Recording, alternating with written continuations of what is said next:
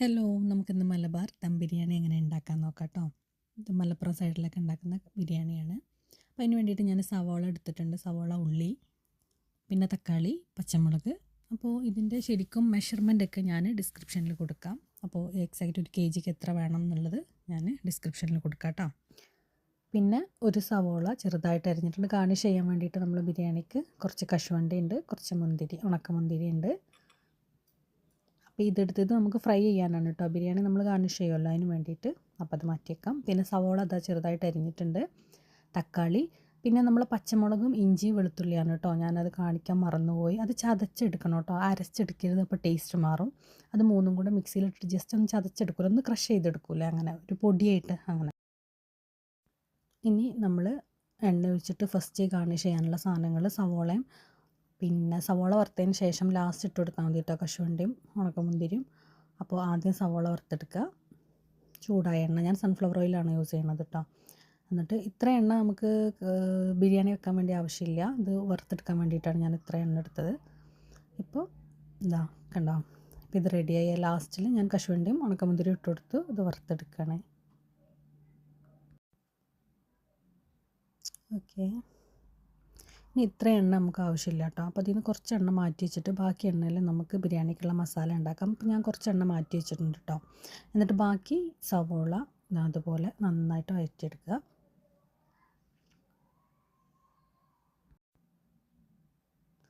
ഈ കുറച്ച് ഉപ്പിട്ട് കൊടുക്കുക കേട്ടോ. ഇങ്ങനെ ഇതിൻ്റെ സയൻസ് എന്താണെന്നൊന്നും അറിയില്ല, പക്ഷേ എല്ലാവരും പറയും പെട്ടെന്ന് വാടി കിട്ടും സവോള. അപ്പോൾ കുറച്ച് ഉപ്പിട്ട് കൊടുത്താൽ, അപ്പോൾ നമ്മൾ ഉപ്പിട്ടുണ്ട്. അപ്പോൾ ഇതാ വാട്ടി വെച്ചിട്ടുണ്ട്. ആ വാടുന്ന സമയത്ത് നമുക്ക് റൈസ് ഉണ്ടാക്കിയെടുക്കുക ബിരിയാണിക്ക് വേണ്ടിയിട്ടുള്ള. അപ്പം ഞാൻ നേരത്തെ വാട്ടിയെടുത്തിട്ടുള്ള ഓയിലുണ്ടല്ലോ, ബാക്കി ഉണ്ടായിരുന്ന ഓയിൽ, അത് കുറച്ച് ഒഴിച്ച് കൊടുത്തിട്ടുണ്ട്. പിന്നെ കുറച്ച് നെയ്യും. അപ്പോൾ ഞാൻ അളവ് ശരിക്കും ഞാൻ ഡിസ്ക്രിപ്ഷനിൽ കൊടുക്കാം കേട്ടോ, ബിരിയാണിക്ക് വേണ്ടിയിട്ടുള്ള അളവ്. ഇപ്പോൾ എന്തെങ്കിലും അളവ് പറയണില്ല. അപ്പോൾ കുറച്ച് നെയ്യ് ഒഴിച്ചിട്ട് പിന്നെ നമ്മളൊരു സ്പൂണ് ഇഞ്ചി, വെളുത്തുള്ളി, പച്ചമുളക് നമ്മൾ ചതച്ച് വെച്ചിട്ടുണ്ടായിരുന്നല്ലോ, അപ്പോൾ അതിട്ടിട്ട് അത് നല്ലൊന്ന് ചൂടായി വരണേ. നല്ല ഒരു ഒരു ടേസ്റ്റ് ഉണ്ടാവുമല്ലോ അതിനുള്ള, അതൊന്ന് മാറിയിട്ട് നല്ലൊന്ന് ചൂടായി വരുന്ന സമയത്ത് നമുക്ക് നമ്മുടെ ബിരിയാണി അരി ചേർത്ത് കൊടുക്കണം. ഈ ഇഞ്ചി വെളുത്തുള്ളി ഇത് കരിയരുത് കേട്ടോ, കരിയ കളറ് മാറുമൊന്നും ചെയ്യരുത്. ജസ്റ്റ് നന്നായിട്ടൊന്നൊന്ന് ആ ഒരു മണം മാറി കിട്ടിയാൽ മതി. എന്നിട്ട് ഇത് നമ്മുടെ ബിരിയാണി അരിയാണ്, ചെറിയ അരി ഉണ്ടല്ലോ നമ്മുടെ കൈമ റൈസ്, അതാണ്. ബസ്മതി റൈസ് അല്ല, നമ്മുടെ വയനാടൻ കൈമ എന്നൊക്കെ പറയും, ജീരകശാല റൈസ്, അങ്ങനത്തെ നമ്മുടെ മലബാർ സൈഡിൽ ബിരിയാണിക്ക് ഉപയോഗിക്കുന്ന ചെറിയ റൈസാണിത്. നല്ലൊരു മണമാണ് കേട്ടോ ഈ റൈസിന്. അപ്പോൾ ഇതിലേക്ക് ഇട്ടിട്ട് ഇപ്പോൾ കഴുകി വാരി വെച്ച റൈസാണ്. ഇനി നമ്മൾ ഈ ഓയിലിലേക്ക് ഇട്ട് കൊടുത്തിട്ട് ഒരു 2 മിനിറ്റൊക്കെ ജസ്റ്റ് നന്നായിട്ടൊന്ന് ചൂടാക്കി എടുക്കണം. നന്നായിട്ടൊന്ന് ഫ്രൈ ചെയ്ത് ജസ്റ്റ് ആ എല്ലാ അരിയും നല്ലൊന്ന് ചൂടായി കിട്ടിയാൽ മതി. ഇത് ഹൈ ഫ്ലെയിമിലിട്ടാലും കുഴപ്പമില്ല കേട്ടോ, കാരണം അടി പിടിക്കാതെ നോക്കിയാൽ മതി. ജസ്റ്റ് നന്നായിട്ടൊന്നൊന്ന് ചൂടാക്കിയെടുക്കുക, ഒരു 2 മിനിറ്റൊക്കെ. അപ്പോൾ അങ്ങനെ ചൂടായതിന് ശേഷം നമ്മൾ ഏത് പാത്രത്തിലാണോ അരി അളന്നത് അതേ പാത്രത്തിൽ 1.5 കപ്പ് വെള്ളമാണ് ഞാൻ ഒഴിക്കുന്നത് കേട്ടോ. അത് നമ്മൾ ഏത് പാത്രത്തിലാണോ അരി എടുക്കുന്നത്, അരി അളന്ന് അതേ പാത്രത്തിലെടുത്താൽ മതി കേട്ടോ. അപ്പോൾ തിളച്ച വെള്ളം ഒഴിച്ചു കൊടുക്കണേ. ഞാനിപ്പോൾ ഇത് വെള്ളം തിളപ്പിച്ചെടുത്തതാണ്. എന്നിട്ട് അതിന് ഒരു കപ്പിന് 1.5 കപ്പ് എന്നുള്ള അളവിൽ വെള്ളം ഒഴിച്ചിട്ട് ആവശ്യത്തിനുള്ള ഉപ്പ് ഇടുക. എന്നിട്ട് നമ്മൾ അടച്ച് വെച്ചാൽ മതി. അപ്പോൾ ഈ അടി പിടിക്കാതെ നോക്കുക ഇത് വറുക്കുന്ന സമയത്ത്. അതുപോലെ തന്നെ പിന്നെ ഇതിൽ ഈ അരിയിലൊരു പൊടിക്കിത്തിരി മുന്നോട്ട് ഉപ്പ് വേണം, പക്ഷെ ഒരുപാടല്ല. എന്നാലും ഈ ഒരു വെള്ളത്തിലൊരു പൊടിക്ക് മുന്നോട്ട് ഉപ്പുണ്ടെങ്കിലേ നമ്മൾ അരിയിൽ കറക്റ്റ് ഉപ്പ് കിട്ടുള്ളൂ. പിന്നെ വേറൊരു ഭാഗം കട്ടായിപ്പോയി. ഇപ്പോൾ ശരിക്കും നമ്മളിത് തിളച്ച് വന്ന സമയത്ത് നമ്മളിത് അടച്ച് വെക്കുക. എന്നിട്ട് നമ്മൾ ഈ അരിൻ്റെ അതേ അളവിൽ വെള്ളം വരുന്ന സമയത്ത് നമ്മളിത് ഓഫാക്കി വെക്കണം. ഇപ്പോൾ ഇതാ കണ്ടോ, ഇതുപോലെ ഈ ഒരു വരുന്ന സമയത്ത് നമ്മളിത് ഓഫ് ചെയ്ത് വെക്കുക. ഇനി ബിരിയാണി റൈസ് വേവിക്കേണ്ട ആവശ്യമില്ല, അത് അടച്ചിട്ട് ഓഫാക്കി വെച്ചാൽ മതി. ഇപ്പോൾ ഇപ്പുറത്ത് നമ്മുടെ സവോള നന്നായിട്ട് വാടിയിട്ടുണ്ട്. ഞാൻ ജസ്റ്റ് എൻ്റെ ശ്രദ്ധ ഒന്ന് ഇട്ട് പോയപ്പോൾ ചിലതൊക്കെ റെഡ് കളറായിട്ടുണ്ട്, നന്നായിട്ട് വാടിയിട്ടുണ്ട്. പക്ഷേ ഈ ഒരു അളവിലായാൽ മതി കേട്ടോ, അധികം റെഡ് കളർ ആവണം എന്നില്ല. പിന്നെ നമ്മുടെ ഇഞ്ചി, വെളുത്തുള്ളി, പച്ചമുളകിൻ്റെ ചതച്ചതുണ്ടല്ലോ, അപ്പോൾ ചതച്ചത് തന്നെ ആഡ് ചെയ്യണം കേട്ടോ. ചതച്ചതും പേസ്റ്റും നീളത്തിലും എല്ലാത്തിനും ടേസ്റ്റ് ഡിഫറെൻ്റ് ആയിരിക്കും കേട്ടോ, നമ്മൾ നീളത്തിലരിഞ്ഞാലും അങ്ങനെയൊക്കെ. പിന്നെ ഇനി നമ്മളിതിലേക്ക് തക്കാളിയാണ് ചേർത്ത് കൊടുക്കുന്നത്. തക്കാളി ചേർത്ത് ഇതുപോലെ 2-3 ജസ്റ്റ് അതിൻ്റെ മേലുള്ള ഒരു സ്കിൻ ഇങ്ങനെ ഒരു ചേഞ്ച് ആവുന്ന സമയത്ത് നമുക്കിതിലേക്ക് മല്ലിയിലയും ബാക്കിയുള്ള സാധനങ്ങളെല്ലാം ഇനിയിപ്പോൾ ഒന്നിച്ച് ചേർത്താലും കുഴപ്പമില്ല കേട്ടോ. പച്ചമുളകും ഇതൊന്നും ആ ഒരു ടേസ്റ്റ് ഒന്ന് മാറുമ്പോൾ തക്കാളിയും മല്ലിയിലയും എല്ലാം ഒന്നിച്ച് ചേർക്കുക, കുഴപ്പമൊന്നുമില്ല. പിന്നെ നമ്മുടെ ചിക്കനും അപ്പോൾ ചിക്കൻ നിങ്ങളെ സൈസിന് എത്ര വലിയ വലിയ പീസ്, സാധാരണ ബിരിയാണിയിൽ വലിയ പീസാണ് ഇടുക, അങ്ങനെ വേണമെങ്കിൽ അങ്ങനെ ഇടാം. കുറച്ചും കൂടി ഒരു ടേസ്റ്റൊക്കെ പിടിക്കാനും നല്ലൊരു ഇതിന് കുറച്ചും കൂടി ചെറിയ പീസാണ് നിങ്ങൾക്ക് ഇഷ്ടമെങ്കിൽ അങ്ങനെയും ചെയ്ത് കൊടുക്കാം. പിന്നെ തൈര് ആഡ് ചെയ്ത് കൊടുക്കാം.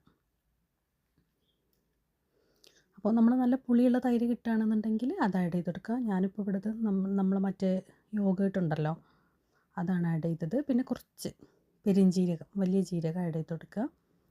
പിന്നെ കുരുമുളക് പൊടി ഇടുമ്പോൾ നമ്മൾ അതിൻ്റെ മുമ്പ് ചേർത്തിട്ടുണ്ടായിരുന്ന മസാലേൻ്റെ എരിവ് നോക്കണം കേട്ടോ. അതിനനുസരിച്ചിട്ട് ഇട്ട് കൊടുത്താൽ മതി. പിന്നെ ഒരു പൊടിക്ക് മഞ്ഞൾപ്പൊടി ഇട്ട് കൊടുക്കുക. അപ്പോൾ കുരുമുളക് പൊടി ഇടുമ്പോൾ ആ മുളക് നമ്മൾ ചേർത്തതിൻ്റെ എരിവുണ്ടെന്നുണ്ടെങ്കിൽ പിന്നെ കുരുമുളക് പൊടി ആവശ്യമില്ല. ഒരു ടേസ്റ്റാണ്, പക്ഷേ അത് നോക്കിയിട്ട് വേണം ആഡ് ചെയ്ത് കൊടുക്കാൻ. എന്നിട്ട് നന്നായിട്ട് മിക്സ് ചെയ്യുക. പിന്നെ ഇതിൽ ശരിക്കും വെള്ളം ചേർക്കേണ്ട ആവശ്യമില്ല കേട്ടോ. പിന്നെ ആവശ്യത്തിന് ഉപ്പ് ഇട്ട് കൊടുക്കണം.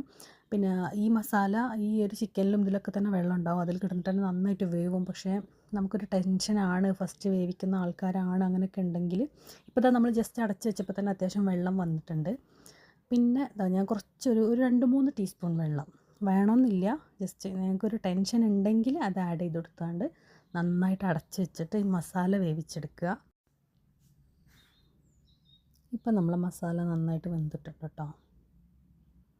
ജസ്റ്റ് അടച്ച് വെച്ച് വേവിച്ചാൽ മതി. വേറെ ഇടയ്ക്ക് വേണമെങ്കിൽ ഒന്ന് ഇളക്കി കൊടുത്താൽ മതി, അത്ര കുഴപ്പമൊന്നുമില്ല. അങ്ങനെ അടിയിൽ പിടിക്കാനുള്ള സാധ്യത ഒന്നുമില്ല. അതിൽ തന്നെ വെള്ളം ഉണ്ടാവും. പിന്നെ നമ്മളൊരു ധൈര്യത്തിന് വേണ്ടിയിട്ട് 2-3 സ്പൂണ് വെള്ളം ഒഴിച്ചെടുത്തിട്ടുണ്ട്. ഇപ്പോൾ കണ്ടോ, നന്നായിട്ട് തിളച്ച് വെള്ളമായിട്ട് വന്നിട്ടുണ്ട്. ഇനി ആ റൈസ് ഉണ്ടല്ലോ, നമ്മൾ നേരത്തെ വേവിച്ച് വെച്ചിട്ടുള്ള റൈസ് ഇതിൻ്റെ മുകളിൽ ഇട്ട് കൊടുക്കുക.